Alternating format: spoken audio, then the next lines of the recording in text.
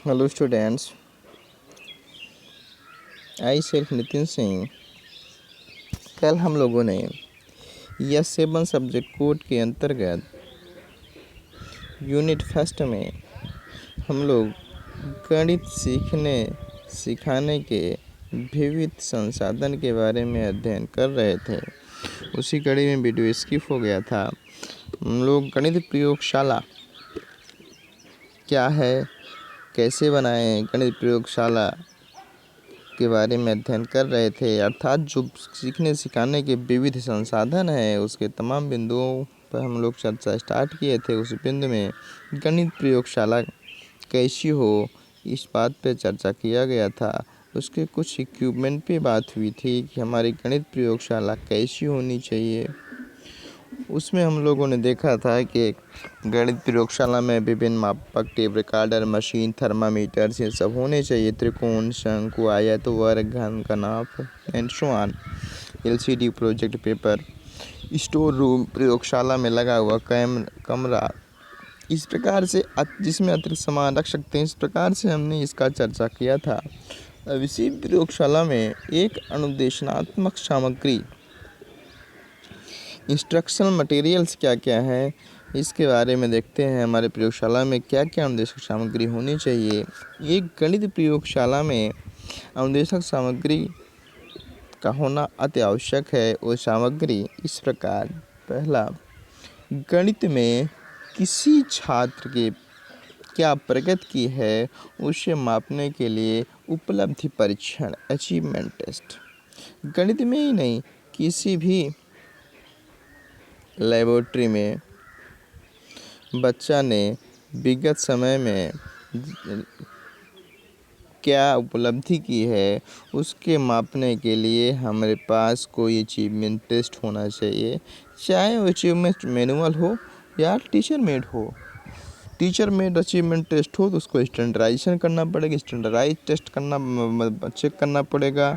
Test standardise कैसे है, test की वैलिडिटी क्या है, टेस्ट की रिलायबिलिटी क्या है, टेस्ट ऑब्जेक्टिव है कि ऑब्जेक्टिविटी क्या है टेस्ट की। इन तमाम बिंदुओं पर चर्चा करते हैं जब हम उपलब्ध परीक्षण टीचर के द्वारा सेल्फ मेड बनाते हैं। यदि मैनुअल हम लोगों ने परचेज कर लिया है तो उससे भी हो जाएगा, लेकिन एक गणित प्रयोगशाला में एक उपलब्ध परीक्षण होना अत्यंत आवश्यक है।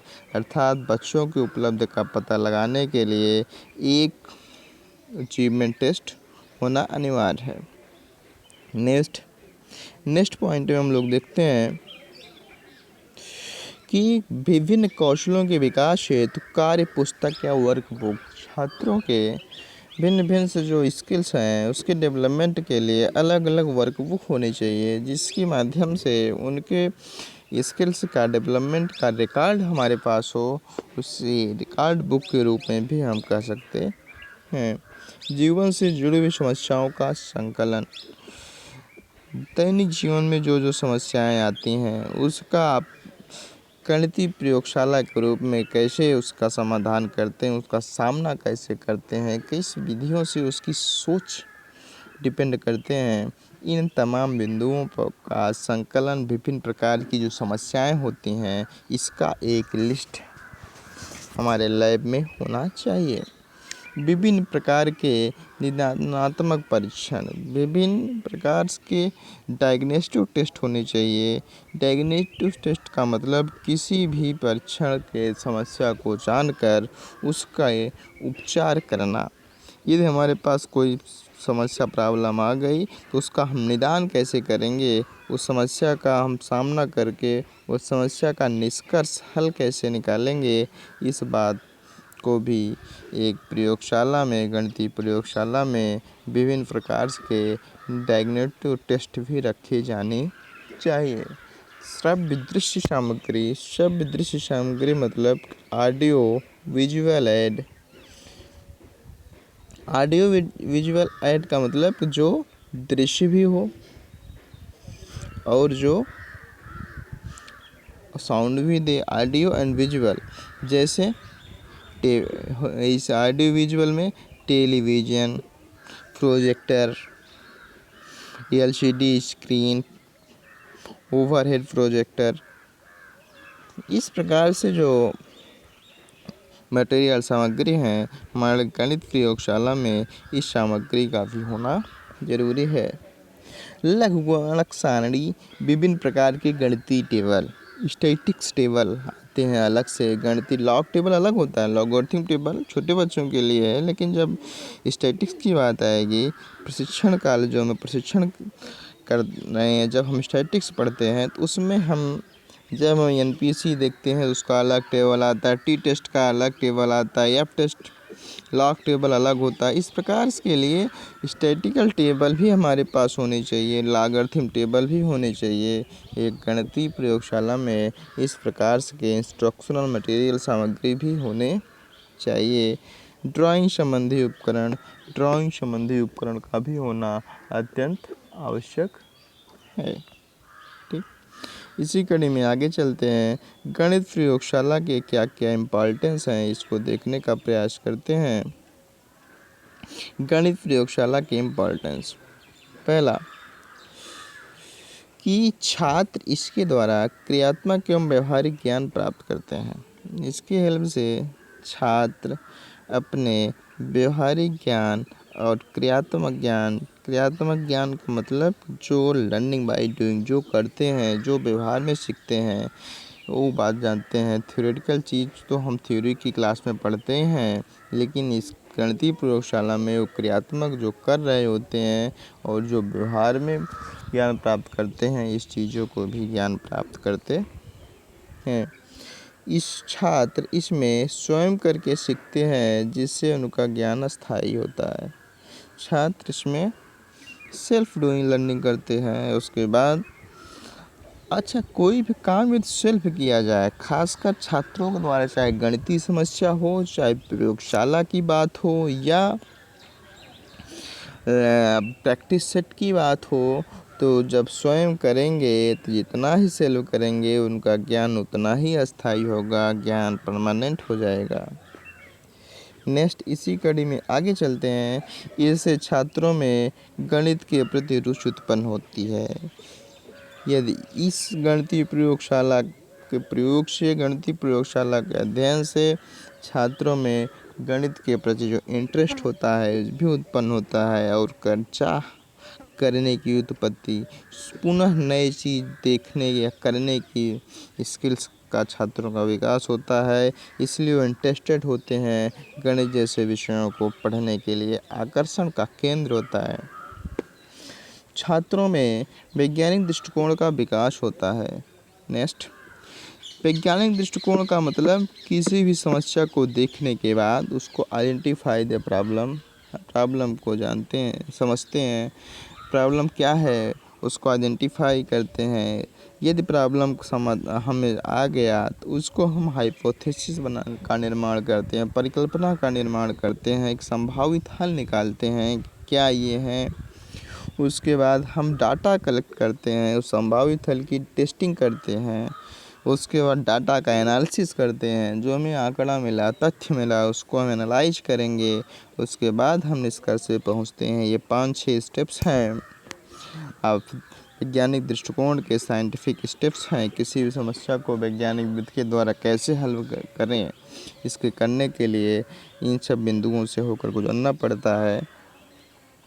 इसलिए गणित प्रयोगशाला के अध्ययन से, गणित प्रयोगशाला से छात्रों में वैज्ञानिक दृष्टिकोण का विकास भी होता है।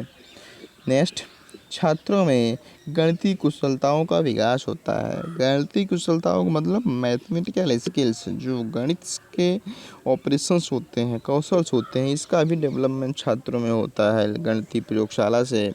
जैसे विभिन्न प्रकार की आकृति बनाना, माप लेना, शुद्धता करना, अनुमान लगाना, इन सब स्किल्स का भी छात्रों का विकास होता है।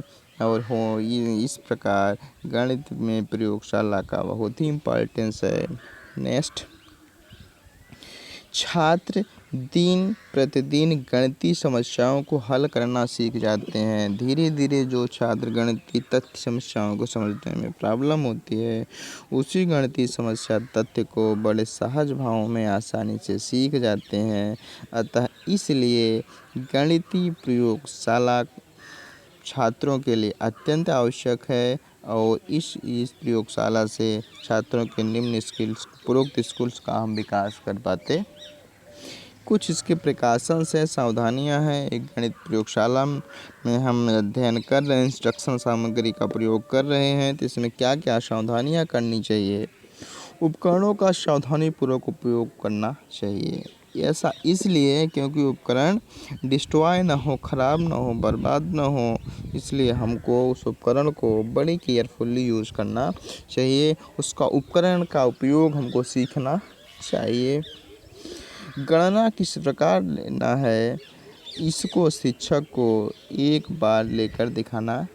कोई भी यदि आप ऑपरेटर्स है, छात्र उसको नहीं समझ सकता, तो एक शिक्षक को उसमें हम डाटा कैसे कलेक्ट करेंगे, उस डाटा को हम कलेक्ट करने के बाद उससे जो हम आंकड़ा प्राप्त किए उसको कैसे हम इनमें स्टैटिक्स लगाएंगे, कैसे उसे मैनिपुलेट करेंगे, कैसे एनालाइज करेंगे और उसका निष्कर्ष कैसे निकालेंगे, इन तमाम बिंदुओं को शिक्षक को स्वयं करके दिखाना चाहिए।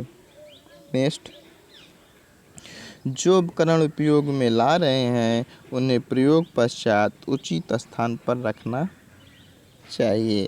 इट मीन्स हम गणित प्रयोगशाला में अध्ययन कर रहे हैं, तो अध्ययन करने के बाद जो हमारे पास अध्ययन सामग्री थी, उसको हम उसी स्थान पर रखें जहाँ से उसे हम उठाए थे। अर्थात किसी भी उपकरण का उपयोग करने के पश्चात उसको वही स्थान पे, उचित स्थान पे रखा जाना चाहिए जहाँ से वह लिया गया था। सभी छात्रों को स्वयं प्रयोग करने का अवसर मिलना चाहिए। गणित प्रयोगशाला की क्षमता इतनी होनी चाहिए कि आपके सभी छात्रों को गणित प्रयोगशाला में कार्य करने का अवसर मिलना चाहिए। यदि आपकी क्षमता कम है तो छात्रों को section wise, group wise divide कर देंगे। एक बार में एक ग्रुप में 15 बच्चे जाएंगे, फिर नेक्स्ट में 15 बच्चे जाएंगे। इस प्रकार से छोटे छोटे समूहों में करके हम सभी बच्चों को इसका अवसर मिलना ही चाहिए। सीखने सिखाने के विविध संसाधन के सेकंड कड़ी में आते हैं गणित क्लब। गणित क्लब क्या है, इसके क्या उपयोग हैं, इसको क्यों बनाया गया, इसके बारे में थोड़ा सा आइडिया लेते हैं। गणितीय क्लब, प्रत्येक छात्र में कुछ न कुछ विशेषताएं होती हैं। प्रत्येक स्टूडेंट्स में कुछ न कुछ विशेषताएं होती हैं, परंतु प्रत्येक छात्र उन्हें सामान्यतः कक्षा में उन्हें प्रकट नहीं कर पाता। कोई भी क्लब में जब छात्र शिक्षक अनौपचारिक रूप से मिलते हैं, अर्थात किसी भी कक्षा में छात्र जब उनको कक्षा में मिलते हैं तो उनको इस बात को प्रकट नहीं कर पाते, आइडिया नहीं रहता। जब हम अनौपचारिक रूप से मिलते हैं, व्यवहार व्यक्तिगत रूप में, मित्रवत रूप में, तो एक स्थान गणित क्लब हो सकता है। उसमें जब छात्र एक अनौपचारिक रूप से बच्चे से मिलेगा, वो अपनी समस्याओं पर चर्चा करेगा, तो उसकी प्रतिभाएं बाहर आती हैं। इट मीन्स उसको मौका मिलता है अपनी कमी को निकालने के लिए, अपने स्किल्स का विकास करने के लिए। इसलिए गणित क्लब के उपयुक्त उद्देश्य को प्राप्त करने के लिए छात्र को इस प्रकार से व्यक्तिगत ध्यान दिया जाता है और छात्र गणित क्लब में एक्टिव रहता है, सक्रिय रहता है ना। अर्थात शिक्षक गणित क्लब में छात्रों से फ्रेंडली व्यवहार भी कर सकता है। ऐसा इसलिए क्योंकि वह उसके व्यक्तिगत समस्याओं को ध्यान देता है। ऐसा जब उसके व्यक्तिगत समस्याओं को ध्यान देगा तो छात्र बड़ा एक्टिव रहेगा। पाठ्यसागामी क्रियाओं का एक शिक्षा में महत्व होता है। गणित क्लब भी एक पाठ्यसागामी क्रिया है। इस प्रकार प्राप्त जो अस्थायी ज्ञान होता है, उसमें छात्रों का विश्वास एवं विकास होता है। अर्थात गणित क्लब के द्वारा जब हम पाठ्यगामी क्रिया का भी सीखने का अवसर मिलता है। ऐसी शिक्षा जो हम को एक्टिविटी करके सीखते हैं, कक्षा के बाहर सीखते हैं। तो जो गणित क्लब एक पाठ्यगामी क्रिया होती है, इसको प्राप्त ज्ञान बहुत ही अस्थायी परमानेंट होता है और छात्रों में आत्मविश्वास का विकास होता है। इसलिए गणित क्लब कि ये उद्देश्य हैं। इसके थोड़े उद्देश्यों के बारे में चर्चा करते हैं। क्या क्या उद्देश्य हैं, इसके बनाने के लिए हमारी क्या